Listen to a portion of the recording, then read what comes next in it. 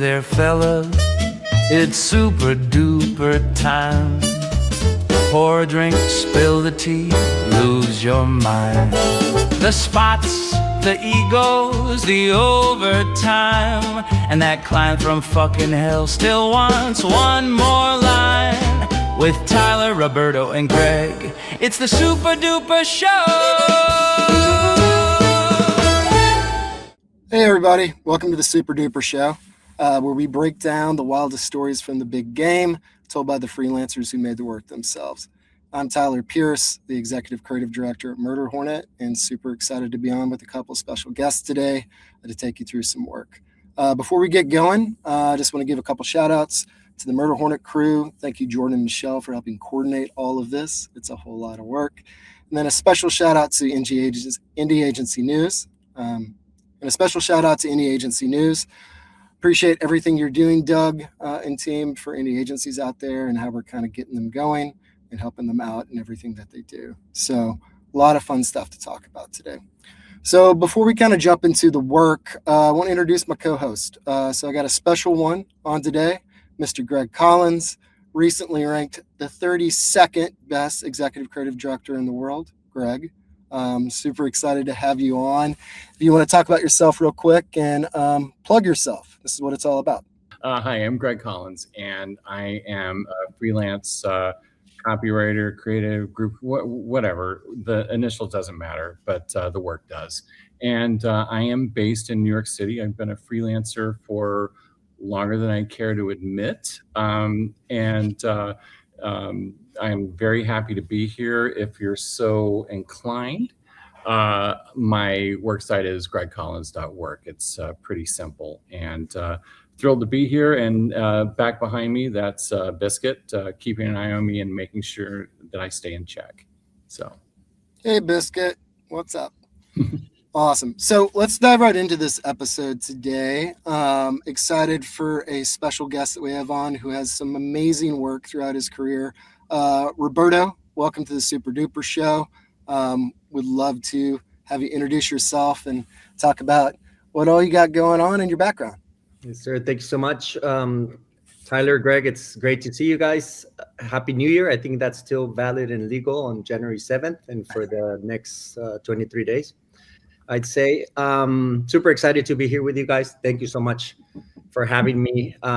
Just staying busy, doing what we do, running a small boutique agency lately called Lovers Not Haters for the last 8 years. And that's combined with freelance work, which keeps me relevant and keeps me working with people that I love and agencies that I love and admire. So yeah, in this case, I've been just staying busy. Nice. Roberto, quick question for you. Typically, because it's funny, Roberto and I kind of have a background story without actually having a background. So we've talked quite a few times, and he's actually done some work for Murder Hornet in the past, and we appreciate that. And I actually know his brother because I worked with him at Vice Media Group. Can you talk a little bit more about Lovers Not Haters and the kind of work you do and what agencies you typically do the work for? Yes, sir. Yeah. So I co-founded Lovers Not Hater like 8 years ago. And I sort of saw a problem start calling out people that I worked with. Alex Bugowski at Crispin, who was the first one that gave me the opportunity with my shop. And Wieden also, who I've been freelancing for the last, 12 years or so in different offices, mainly in New York City and in Portland. And as I was saying, I was calling people out because I was telling them that the industry was fragmented and that general markets sort of check boxes and Hispanic ones created them. And so, I felt like work had to be more integral, more together, with less lines in the middle. And, everyone would say yes, but only the brave ones allowed me to do that kind of work with them. And so that's how I got my opportunities with Wieden, with Crispin, and so on. And so more opportunities started coming thanks to them taking a leap of faith with me in doing what I consider to be the right thing when it comes to work. Love it. I love it. Well, you're taking a leap of faith with Greg and I today, so hopefully The leap of faith is good. So Roberto, you're here because we're talking about a 2019 spot that you were so lucky to work on, I'm sure, that involves a robotic child for a tax company by the name of TurboTax. And I think, like, as we think about the work that TurboTax has done for the Super Bowl over the years, it's iteratively got to a more interesting place. And this particular piece of work for me really sticks out because, first off, it's just a little bit out there and a little bit weird. And, for me, myself, that immediately kind of makes it a bit more buzzworthy, or, it's got that talk factor to it. But like we do on all of these, I think it would be great to kind of watch down some of the different spots that came out for this.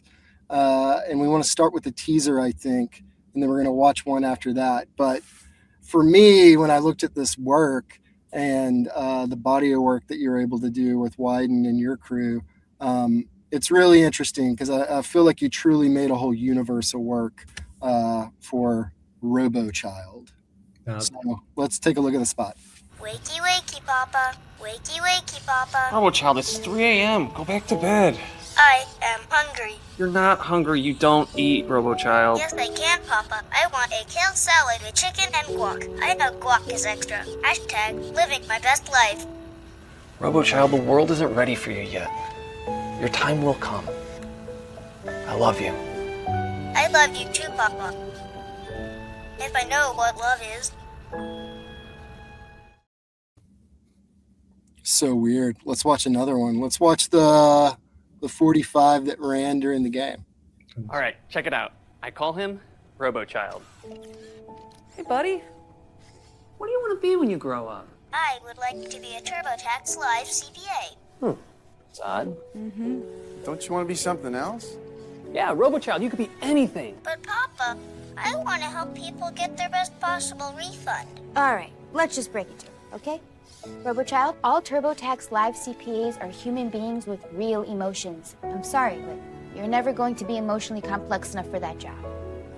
Is that true, Papa? Yeah. I am sad.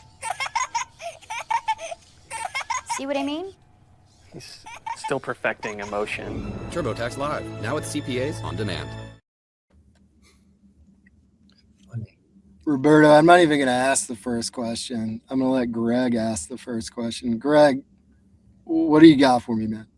Wow. Okay. So, I'm just absorbing that one, from both a creative and a production sort of thing. So I know that, I always thought it was smart that TurboTax was on the Super Bowl because, it's just the perfect place to launch that, hey, it's tax time, it's coming, it's not just a big game. And I always thought it was smart. And I remember a few years ago, or before, I don't know, I think it was before that, they had this spot called The Year of You, and really nice manifesto-y thing. I believe John C. Reilly might have been the voiceover, I don't know.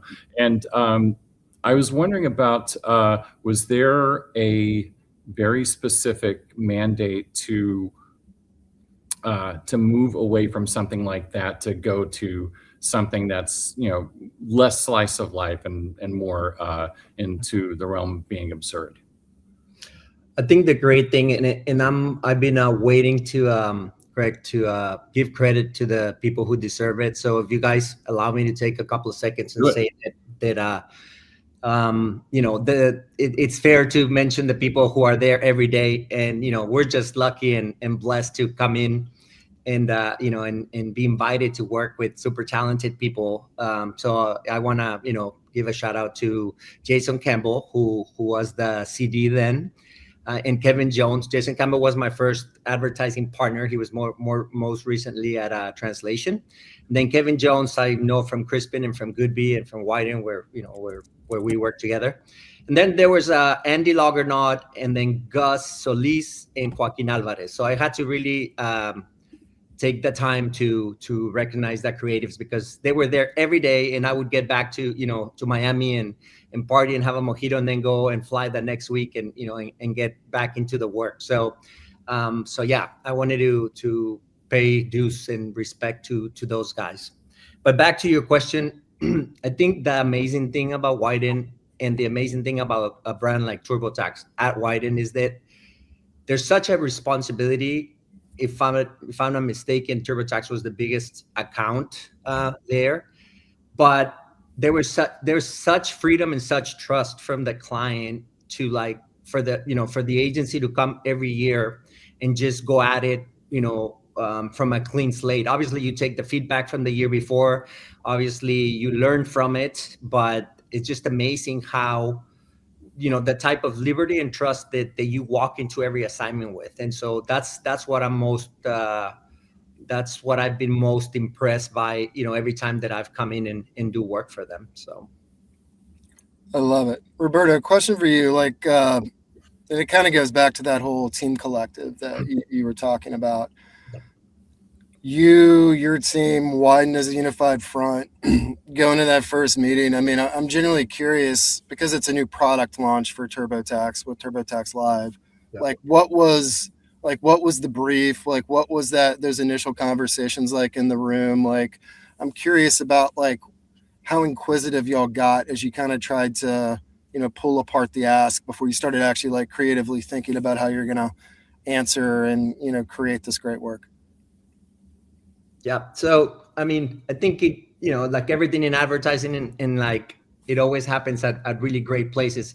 It gets super cerebral. It gets super, high level, high intelligence, which I'm not one of those people, but they bring it down and distill it to a very simple, place in a very simple statement, right? And that's a good brief where everyone gets excited about it, right? And so in this case, I mean, we all know, we've all done taxes, we've all been frustrated with the platforms and the numbers and everything that we are usually not good at, and we wish we had a person there helping us, right? Many of us. So I think it was as simple as a tax expert in real time there to help you. So it was really that simple, but avoiding the generic places, and territories where a lot of other brands have been before. So gotcha. So like who was the first person who was like, well, let's make a robot baby? Well, I think that was in the middle of the, we were all in the trenches. We had to remember that this was like 10 spots overall. Okay.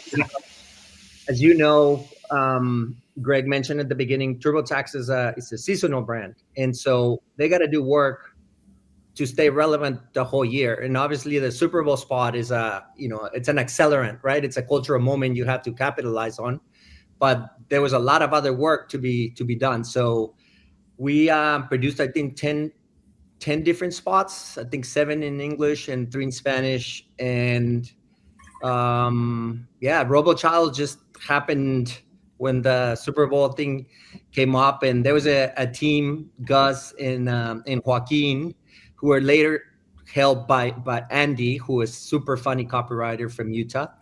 And the robot was born, the RoboChild that wanted to be a TurboTax expert, which I think it's hilarious. And that's how we went to work and craft and shape. So I love it. Cool. I love it. So what was like after those initial conversations, Roberto, and the development, like what was the client's initial response to RoboChild? I think I remember hearing from the first day, creepy but funny, and I think that remained throughout the entire production stage. Obviously, you had to kind of imagine it in your head first, and then we went and created the robot, and you didn't know what it was going to look like exactly, and and then it happened. It was created, but what never went away was the creepy but funny. And so I think there was a review in Adweek at the time, or Ad Age, that said creepy but funny. Everyone on Twitter, I think it got like up to 200 million impressions. And it was always that. It was always those 2 words. Well, in an arena like that, creepy also equals memorable. Yeah. And that's to me, it's like, creepy at its finest, it's most optimal. Now, when you, I believe it's like, it was a total of 10, 12 spots? Yeah, and 10 months. Okay, now did it start out that way? Like, normally, and this is a two-parter. Number one is like, okay, well, was it like one spot and then you're like, hey, we hit on this thing and we're going to spread it out? Or is it, obviously you've got different markets to hit. Did it just grow exponentially? And Yes. So, yep. Yeah. I cut you off, I think, Greg. No, you're grand. And then secondly, sometimes you get Super Bowl briefs. I've worked on them starting in August, and sometimes they start in November. Obviously, with a robot and stuff like that, that's not a sprint. I was just wondering your production timeline and stuff.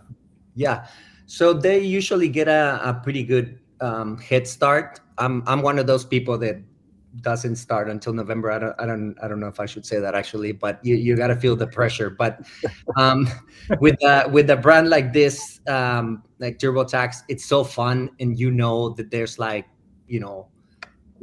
so much liberty, like I mentioned before, that you just want to go at it and create the best work possible. So in terms of the amount of deliverables, I'll never get tired of talking about how, one, at Wieden, there's incredibly talented people, but they're nicer than they're talented. But they're super talented.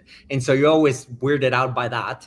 And then two, just the freedom that you have. It's you don't know, you write long form. So you end up sometimes writing 3-minute, 30-second spots or 4-minute, 60-second spots for Super Bowl or for whatever else, and you just go, and then things just happen from there, right? So I think brief might have said 3 spots, and then it just turned into 10, also because we had a secondary audience, not less important, but a secondary audience, because Hispanics are using that platform a lot, and then needed this human aspect of it, the help. And so, yeah, we just ended up doing the 10 spots, and, all pretty good, in my opinion. And Roberto, was that treated a little bit more? I mean, because I actually think all 3 of us are writers on the phone call here today, between Greg, me, and you. Yep. Was that treated a bit more like a writer's room situation? Because I look at it like this, kind of building off Greg's point. You have the RoboChild, who's obviously your central character, and then you have these cast of characters around that. And then the universe you build, they're going from keynotes to, one of the characters is working on scooters to another one that's utilizing it in a different spot. And I would just love to kind of hear more of the approach, of how y'all kind of crafted just the universe around that, on top of just how many spots it was. Yeah, I would almost say it was backwards, right? The what you call the sitcom, the series of spots, in English and Spanish. In Spanglish, happens mostly between 3 friends, and they're the center characters of every spot. And so, RoboChild was just a big way to deliver the message for Super Bowl while keeping our same characters. So. Yeah, I think it was almost like RoboChild was a consequence or a secondary product of this sitcom that we created, if that makes any sense. No, it totally makes sense. Yeah. It's like, I don't know, you start writing it and then you realize how rich it truly is. And then I think it's something I didn't even really think about before we got on here, and Greg brought it up. But, you have a pretty long runway from that February to that April 1st or April 15th time period to get in there, drive those signups and everything. And so you did need that amount of work. And, the other thing that I love about the work is no matter what touch point, whether you see the first spot or the 4th spot, it all still makes sense together as a narrative across all those touch points, which is an amazing feat. Yeah, no, even the Spanish work is great. And to be fair, it is Alice in Wonderland in terms of how amazing the agency and the process is, but yes, in August you're killing work, right? You're coming up with different campaigns before the sitcom is born, and a lot of work, a lot of campaigns, a lot of amazing things are dying, and then you finally land on the thing that you're gonna pursue, whether it's September or October. yeah, we were lucky enough, going back to Greg's questions about production, to have it figured out by maybe September, October. I don't remember when we shot, but yeah, there were some robots to build, and the team had plenty of time, plenty of leadway to get it done. So Yeah, this kind of like build, Greg. So I'm probably cutting you off here, but we've been talking about this robot. So the robot, like how much of it was actually real? How much of it was CG? Like I'm just curious about like who built this thing. Yeah, I think half of it was like was built. It was funny, like you had to play with camera angles and stuff like that. And I knew this question was gonna come up, by the way. And I remember I thought you were gonna ask like how much was it, and I remember doing a Holiday Inn Express. I'm going off tandem here, but I did a Holiday Inn Express when I was at Fallon a long time ago, and it was about a kid that cut his own umbilical cord because its parents stayed at the Holiday Inn Express 9 days before. If you guys, 9 months before, if you remember the whole like stay smart thing, and that was like 100K. So I don't know exactly the price for RoboChild, but it was a couple of hundred maybe. But yeah, it was like half of a robot, and there was some CGI involved in some tricks. So cool.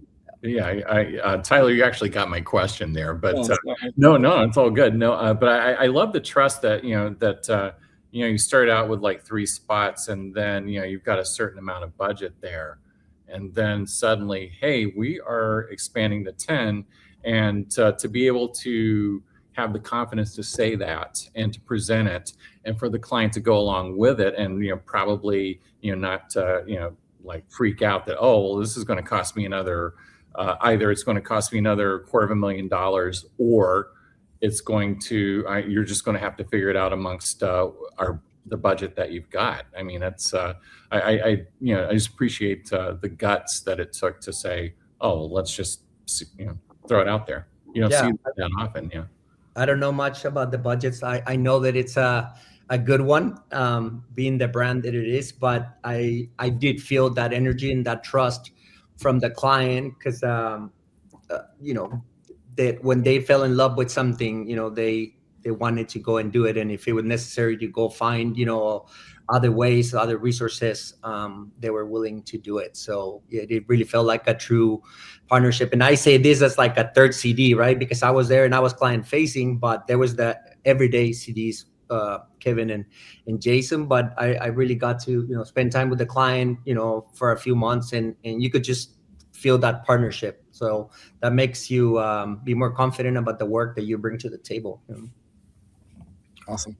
Maybe we double click, Greg, I think, to something you talked about a little bit earlier, Roberto, but something that just from getting to know you recently, the idea of serving every audience the right way. I kind of want to focus on that for a little bit, because there was English speaking portions of this, there was Spanish speaking portions of this, and how that was, what the process was like, how it was considered, and just what transpired there. I think would be interesting to kind of talk about a little further.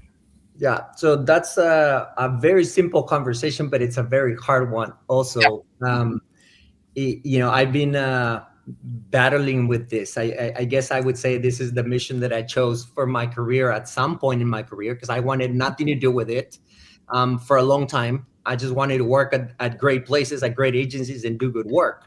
But opportunities would come up sometimes, and I would say no, and then I would see the work being done the wrong way, and sort of just leaving audiences behind, and just a lot of times even disrespecting. Not that it was on purpose, but it was a secondary thought.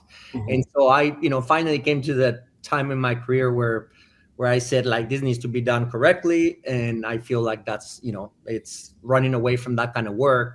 It's not helping, so I need to do something about it. And so that's when I decided, like I mentioned before, to call people out a little bit, maybe not in the nicest way, but the people who were friends and smart understood it, and it happened to be like really good places who are very good at what they do and talented. And that kind of allowed me to create some case studies and show the actual way the work should be done when it combines audiences, right? So it's to make it simple, it used to be fragmented. It used to be that you talk to the guy or to my uncle that came from Mexico, wearing a hat 50 years ago, 40 years ago, but then there was a blending of cultures, and now we're all together. And my kids speak English and Spanish, and they listen to Dre if I let them, or if I'm not there, and then they come back and then they listen to something in Spanish. And so it's all a mix. And so the work has to reflect this blending of cultures, and it's not that easy, right? It's not a language thing. It's not a black and white thing. It's it's knowing about the passions and the fears and the pain points of these people that you're talking to. So don't get me going, because I'll get really passionate about it. No, that's exactly what I want you to do. Actually, my follow-up to that was going to be, and Greg, this might be an interesting one for you to chime in on too, with some of the work that you do with LNC. But when you're talking about something like Super Bowl, which is so broad market, the new trend from like last few years has been all this unhinged marketing. None of it makes sense or anything like that. But when you get down to this on a sitcom level of the nuance of comedy in English versus Spanish, situationally, those kinds of things, I think that's, I'd love to hear more about that, because, I think the nuance is really, really important. Is that a question for Greg or for me? Either of you. Go for it, Greg. Okay. I do work at LNC at Paramount. Hi, John. Hi, Rolo. And it's trying to sometimes there are nuances that like certainly what John and Rolo are approving, and so a lot of times it's the difference of what is funny to us versus what's funny to them, and sometimes there's headbutting, but we always come out with a good place in the middle, and just try to do work that's thoughtful and crosses cultures, cross-cultural rather, and it still makes sense and works no matter what. It's just you can't just like in the old days where they would film a commercial in English and then suddenly, okay, bring in other talent and just do it in Spanish. It's like, okay, 2 takes, great, we're done. You have to give that extra consideration or equal consideration just to make it all flow and happen. Yeah. Organically and naturally, where it's not so very stilted, if that makes sense. Yeah, I agree. I mean, great work needs to be, put above everything else. And, there's other things that get in the way sometimes, right? And this is why I talk about fragmentation. It's not just a cultural thing. It's sometimes a budgets thing, right? Like if I'm the Hispanic place, I want to take that 30% of the budget from you. So I'm going to make some, grandma that needs to be in the spot, right? Because I need the budget, and I'm going to mess up. I'm going to not care about the creative aspect of this. So that's why, I don't know if this sounds like not humble, but that's why you bring experts like me or, whoever else you can find. There's no one else. I'm kidding. But to kind of curate that, right? Like where is the middle ground of like doing Wieden, Goodby Crispin, whoever got, or Droga 5 level of work, while still being responsible with the audience you're talking to, while still making sure that the work is authentic, relatable, and relevant to them. So I think that's the sweet spot. And putting the right people on it, it's always key. So it should never be a fight. I've been in plenty of pitches where there's a general market agency and one of the other multicultural agencies, they get in the way, right? Like you feel like they get in the way, and they feel like you're not letting them. And I'm very familiar with this territory, and so I try to eliminate those lines. I try to eliminate that friction, and just kind of like bring people together and say, we're going to do good work. We all know what good work feels like, because it's an emotional thing, and we know it, but we need to make sure that we don't forget who we're talking to and do it the right way. So yeah, I think it's a collective humility. Like, yes. There's just, obviously we're in a very ego-driven business, and it's just having the humility to check your ego out the door and say, you know what, I don't, no matter what I've done in my career, whatever, I don't have all the answers.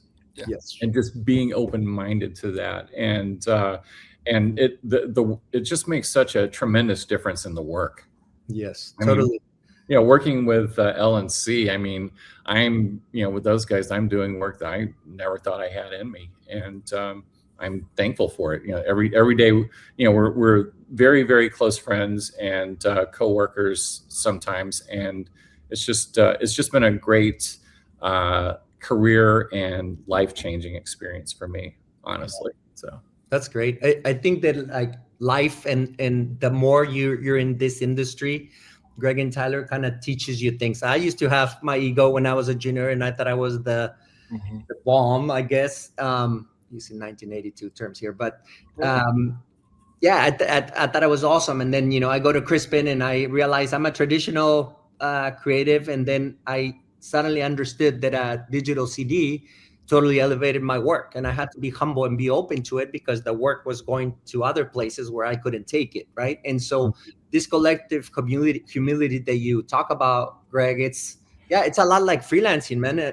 I worked on 3 general market spots or English spots, Super Bowl spots, and I worked in 2 in Spanish. And, I adapted one of the Spanish ones only, but I don't think it's less important because of who I'm talking to. Sure. Right. And then I've written a spot, I've CD'd a couple of them and all this stuff. And so it's different roles. It requires humility. It requires collaboration.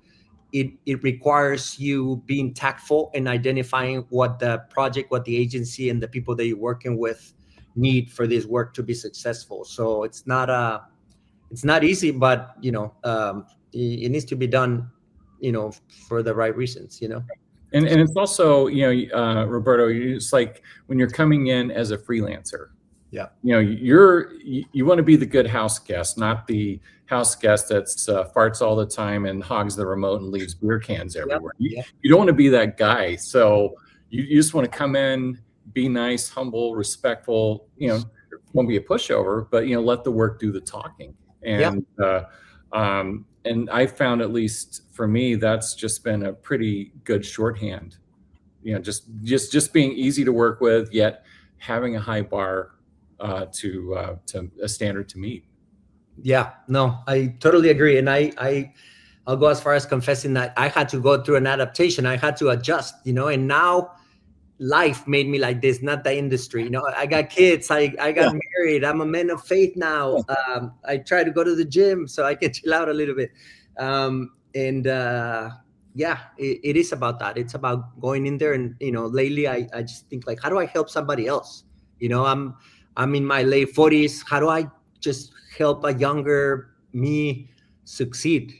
This is my work. They're bringing me in to push it, forward to make it better. But I think it's their work, and I'm just here to serve. Yeah.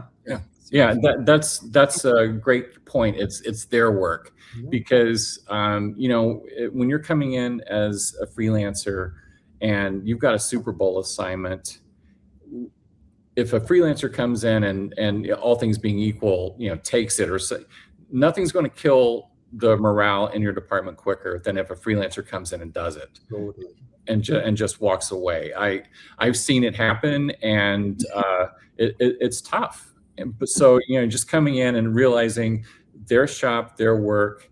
How can you don't have to be Michael Jordan. You can more than happy to be a bit player. So, or not a bit player, but a side player. Yeah, no, I agree. I completely agree.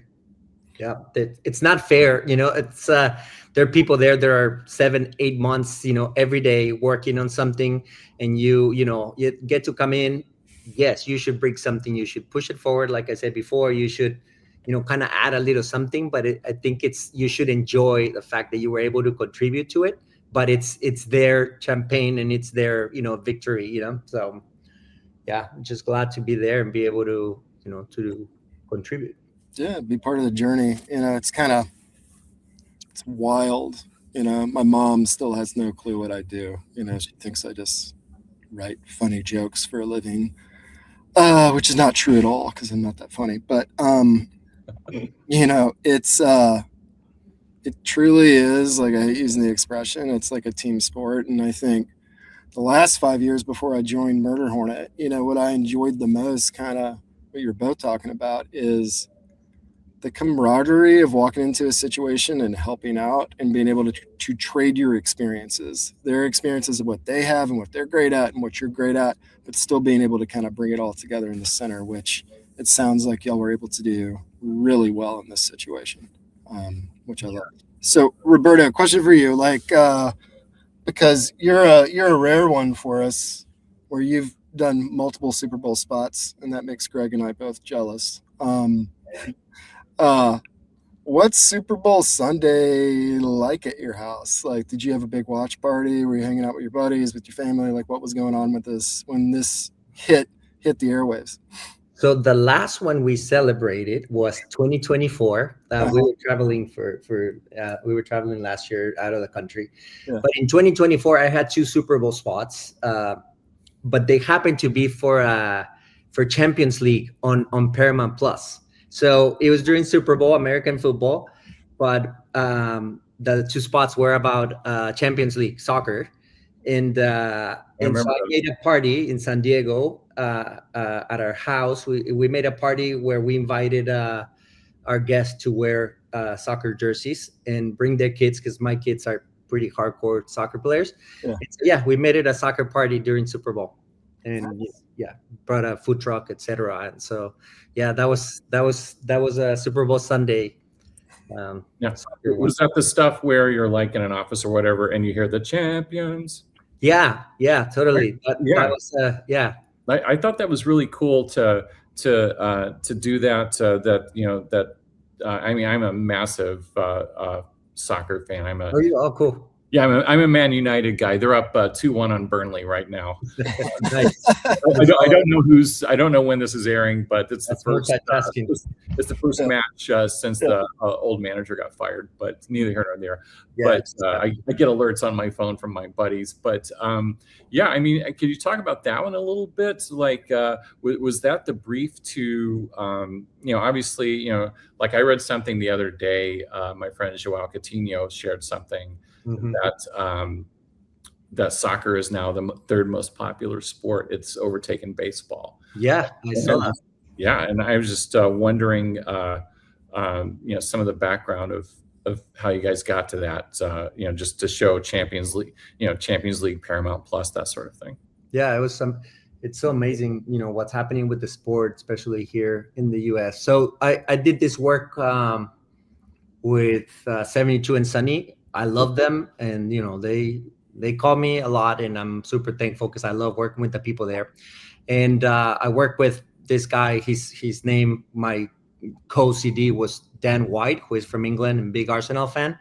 And the brief was amazing. So I arrived, and the brief had a super observation about how American fans have to watch, because Greg, and maybe you do too, Tyler, if you're a soccer fan, mm-hmm. The games in Europe are in the evenings once you're out of work. But in the US, they are in the middle of the day, in the middle of the week, right? So Tuesdays and Wednesdays. Yes. So 3 o'clock Eastern. Yeah, Eastern. Yeah. So I mean, that's already super awesome nugget there and an opportunity. So the brief was great already, and just that observation was awesome. And then after that, we did what you guys do. We failed a lot of times, and then run into something, and everyone knows the song from the Champions League, the champions, right? Mm-hmm. And so let's look at the I think it's in like 3 different languages or 4. And said, let's look at the lyrics, and then now let's change them, and let's make them excuses that we use to get out of work, to get out of school, to get out of our responsibilities, to go see the game. So it was super fun. It was scary too, man, because this could have ended up being a jingle spot, and that would have been terrible. But we we got Tom Hooper, who you might know, director Tom Hooper from the Miserable and the King's Speech, who is like amazing at musicals and and all that world, to just elevate it to another place. Because this could have been a 1-800 jingle type of commercial, but he just kind of just took it to another level. And so I played with the script at the beginning, and then Jordan, the writer in the team, just kind of went and did a lot of the lines in the creative, the timing. He had to. I'm terrible with beats and like with music, and he was amazing at it. So yeah, we were able to get it to a good place, and I'm super proud of that work. Well, now that we've talked about it so much, we're just going to pivot the whole thing over to that. So that's fine.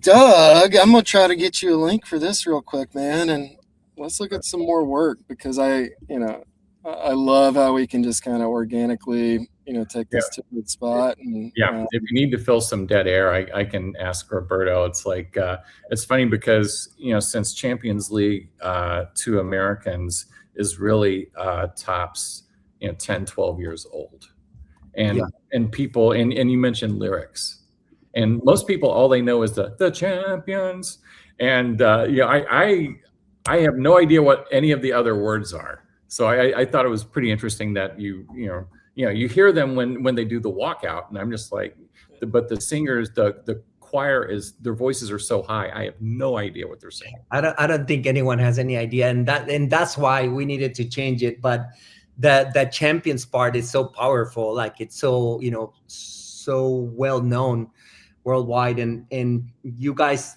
might not know, but there was a second spot about Messi where we couldn't say Messi, right? It was a super goat, we called it, and that spot. And this goes back to the process that we have to go through, because you guys have been through this, of course. It's sometimes so painful to write, and I was actually focusing on this one, on the champions one, with the jingle, or with the with the musical, and the other writer was working on the goat spot, and he wrote that thing, and he crafted that like 200 times, guys, in a couple of months. And Glenn was, he owns the agency. He was like there with us all the time, like jumping into calls, super flexible and open to help and pushing the work, which was kind of amazing to see. But I've never seen someone like move a script so many times. And so I think client understood that, and still liked the two spots to find a way to run both of them. So yeah, it was really satisfying. Well, let's take a look at Nobody Watches Like Us. I'm excited about this. We're just going to... Paramount Plus, where the UEFA Champions League has reached the knockout stages. It's that time again for an external meeting. Europe's best teams competing. A 90-minute lunch break. Plus injury time. My grandma died again. I'll say I hurt my back. This class is past fail. I'll get IT. No, I'm the man. I hope I'm on mute. We brought our boss with us. It's the champion.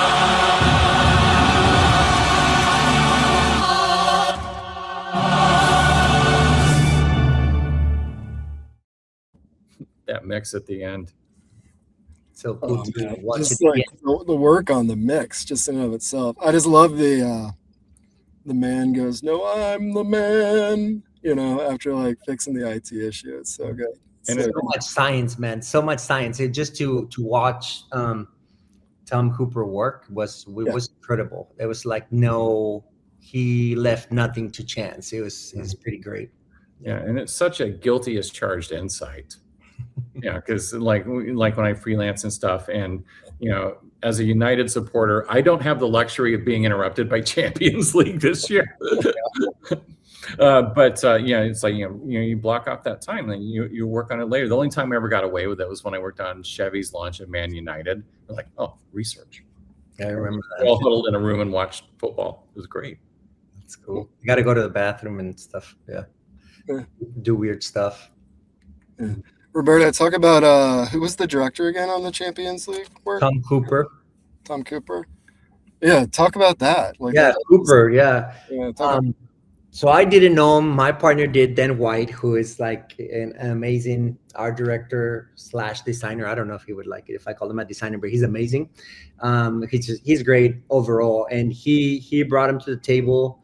Connor, our producer, and we pitched it with 3 directors or 4, and this was kind of a dream. And this was my partner Dan's and Jordan and Sarah, our director, and I try to throw the names out so that everybody's recognized here. But it was kind of like a long shot, and he loved it and he accepted, and we were like, wow. And I remember talking to Dan about this. My partner was saying, like, this is about to go from a jingle to a true musical, right? Because I mean, if you see King's Speech, you see Les Miserables and all the work that he's done, that he's just next level. So we were super blessed to have him. I'm generally curious, like, you always, or at least a lot of the creatives I've worked with, like, you'll get like these pie in the sky directors that literally are like Academy Award winning directors. Yeah. And your head of production like looks at you like, oh, that's going to cost you $1 bazillion. Like, was that intimidating when you were going through the treatment process, or was Cooper just super down to earth, super collaborative? Like, what was that like in the actual process? He was great. I mean, at the same time, and I'm not talking about Tom in this case, or I might be, but that people don't want to waste their time. If they paid attention to your work, it's because they truly liked it. They have plenty of projects and plenty of opportunities. And they come and they're super professional and they tell you, like, this is how I want to do it. Hopefully we agree, but there was never a lack of collaboration and like listening. But people that are talented and good always have like a pretty, they're pretty set on what they want to do, and you got to buy into that. Yeah, I think we paid a couple of extra dollars, or a client did, to get him, but he was worth it. It was worth every penny. Yeah, I was gonna say, how many days was that shoot? That was 2 days. 2 or 3. I think he asked for an extra 3 days. It might have been 2. Yeah, 2.5. Yep. We had 2 days, and I'm trying to remember. It was 2 days. Yeah, we had originally planned for 1. He was like, no way, we got to do 2 because we got to do takes and takes and takes. Now, a lot of the work was done also in the casting and in all the prep. So that's why I say he was like amazing at his job, because he left nothing to chance. And by the time we got to the set, everything flowed pretty nicely. So. Yeah, I think especially when you look at that, every single vignette, the casting considerations, I feel like are like you can tell it's like super dialed in, the chemistry there, like one look playing off the other look, playing off how they're actually acting and everything. And I'm sure it was probably 30 plus characters that we saw in that. Oh, yeah, man. And that you work and Greg, I'm sure you'll agree, you work with a certain type of director sometimes that like lets you be right next to him, and you probably he was a creative back at your agency, and nothing wrong with it. It's just it's a more collaborative environment. Mm-hmm. With Tom, it's like, okay, let's talk about everything before, let's agree, let's disagree, let's iron it out, because the day that I get there, it's my show and I'm doing it. But there was nothing wrong with it. We were like, yeah, cool. In casting, it was just like, this guy's amazing, So it was good. And it's the old dreams to dollars ratio where, like a lot of times, with Super Bowl stuff, it'll be like, oh yeah, and you'll be pitching a spot. It's like, yeah, we'll get The Rock to do it. Yeah, he'd totally do it. Blah blah blah blah blah. And then if it goes Bud Bunny, in my world, Bud Bunny, everyone was. Yeah. But then someone comes back to you and says, well, the Rock passed on it, but Tom Arnold's all over it. What's that?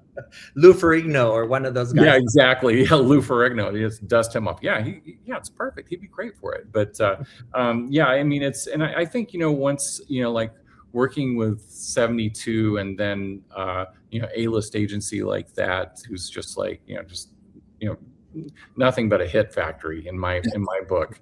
When they pair up with production company and directors like that, there's that certain level of expectation and taste that's just it's just in the room, and you still, you know, all ships rise with it.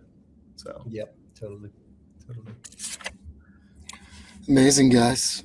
You got any more Super Bowl spots we don't know about, Roberto, that we got to pull up, or what? Nah, I think we're good with those.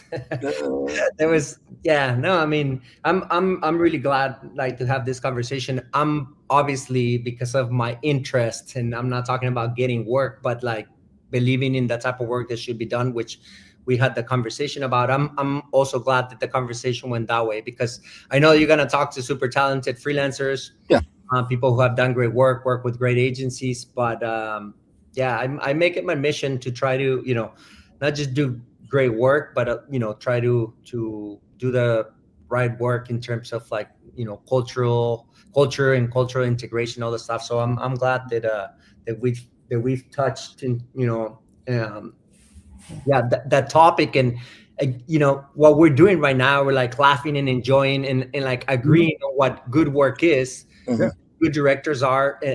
It's not that hard. It's just about, you know, bringing this humility and collaboration that Greg was talking about, and that's how you do great work, you know, and get everyone to laugh or you know, relate to it. So let me ask you this: how has all of this informed your new venture? Yeah, shameless plug opportunity. There you go. Look, I mean, you're welcome. I'm gonna be super honest. Lovers Not Haters, loversnothaters.com. It's been an uphill battle, but I knew that it was gonna be that.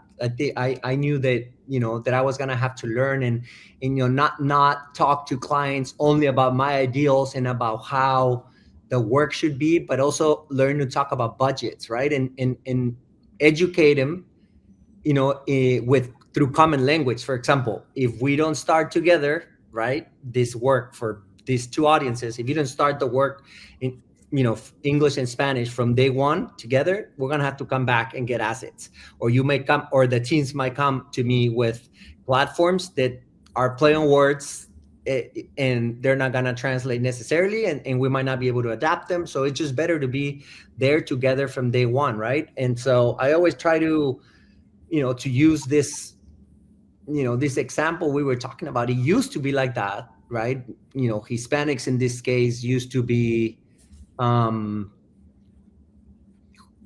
they tried to get into the party, to be invited to the party. Now Hispanics are kind of driving music and cuisine and, you know, a lot of other things. They're driving culture.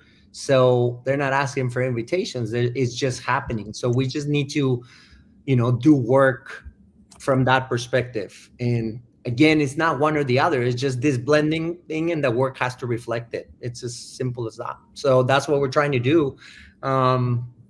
We're a small place. We're still a project-based agency. I'll never stop freelancing on other things anyways. I don't want to be a 400 people agency. I just want to, you know, enjoy the work that I do, and I want to just, you know, contribute to work being better and right. So yeah. And I think Greg and Roberto, I mean, thank you all for your generosity, because I feel like you've imparted a tremendous amount of wisdom into whoever listens to this or watches this. But I think your approach and your humanity to the way that you work and the places that you work, it's very evident. So I'm excited, hopefully, to work with both you guys real soon on some work, and we'll get cooking. But thank you both for really kind of pouring your souls out and sharing what you got. No, thank you so much for having me. I you know, please say hi to Noel. It's been great working with Murder Hornet, and, you know, talking about collective humility, which is Greg's you know, phrase of the day. You guys are very humble and kind, you know, and bringing us in, having these conversations, allowing us to throw in our, you know, our websites, and, you know, just kind of share a little bit of what we do. I think that's how the industry thrives, right? By coming together and like sort of finding those things that we love and try to do more of it. So the indies are having so much fun.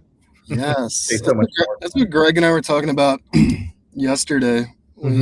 Greg and I have also been battling like cold and flu like crazy mofos as Greg's been flying to Ireland and all sorts of other places. But thank you both for joining the Super Duper Show, and let's do it again. Yeah, let's do it again. All right. Cool. Thank you so much. Hope to run into you soon.